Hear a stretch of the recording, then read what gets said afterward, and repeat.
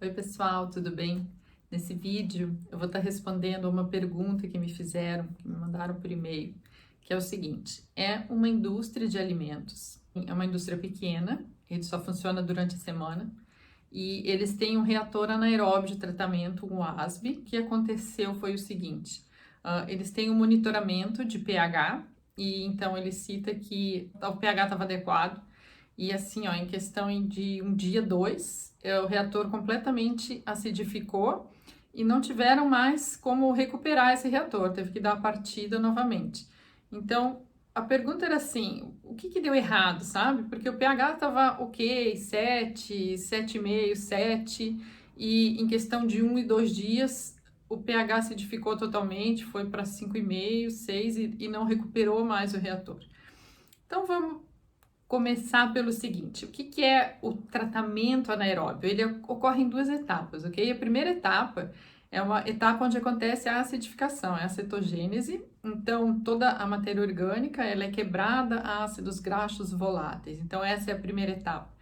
Numa segunda etapa, que a gente tem a metanogênese, o que acontece? As bactérias metanogênicas, elas pegam esse acetato, esses ácidos graxos voláteis, e transformam para metano. Tem até locais em que essas etapas ocorrem em reatores separados, mas dá tranquilamente para fazer num reator só.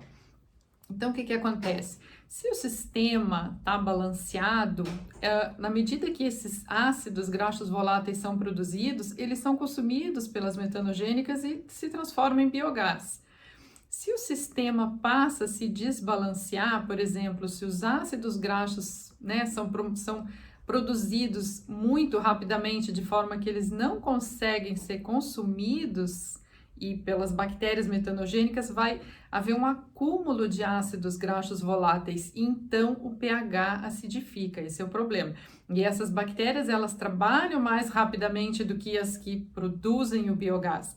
Então, esse é o maior controle do processo, é uma etapa que ocorre bem rápido, então, né, tem esse risco de acidificar. Quando se tem um processo maior, uma empresa maior, que tem reatores maiores, os ácidos graxos voláteis também são monitorados. A produção de biogás também é outra forma de monitorar, ok? Então, porque aí se vê se a produção de biogás começa a cair, é porque tem algum problema, ok? E da mesma forma, a quantidade de ácidos graxos voláteis no efluente, dentro do reator.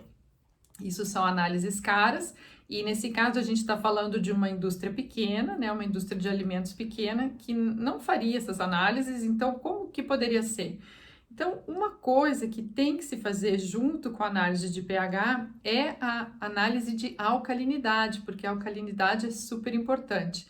O sistema tem um meio tampão, as bactérias começam, digamos, a produzir muito ácido graxo volátil, isso começa a se acumular, mas como a alcalinidade do meio ela está adequada, o pH não cai tão rapidamente, certo? Então, imagina, tem esse tampão, esse sistema tampão, que vai permitindo um maior acúmulo de ácidos sem que o pH caia. Só que de uma hora para outra, ou muito rapidamente, que nem ele disse, em questão de 1 ou 2 dias acidificou completamente, porque provavelmente a alcalinidade já estava caindo. Então, a alcalinidade é uma análise que é fácil de fazer, que dá para montar num laboratório, mesmo numa indústria pequena. Então, o que eu recomendo é isso: não vai fazer só pH, mas vai fazer pH e alcalinidade. Até a alcalinidade seria mais importante ainda, né? Mas é que pH é muito simples, não tem por que não fazer.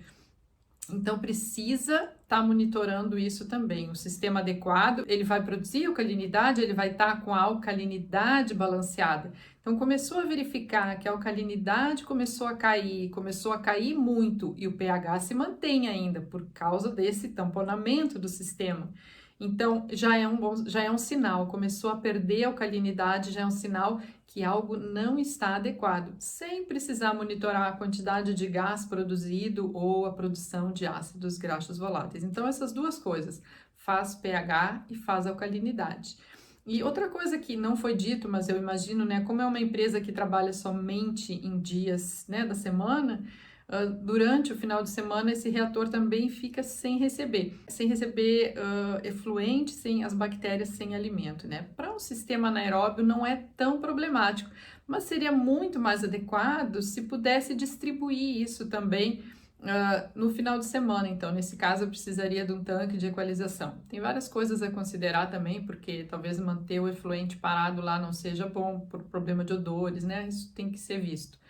Mas se pudesse manter um sistema de equalização, talvez daí então, em vez de fazer esta alimentação do reator somente nos dias da semana e talvez durante algumas horas, distribuir isso ao longo de toda a semana e ao longo de todas as horas. Daí, nesse caso, precisaria de um tanque de equalização. E se você está interessado, né, se vale a pena, está disponibilizado lá um vídeo que eu já fiz de como se dimensiona um tanque de equalização. É fácil, é simples e talvez seja uma das soluções. Mas se não, mede pH e alcalinidade e vê o que fica adequado e controle, né, rigoroso na alcalinidade para um processo anaeróbio de tratamento, ok?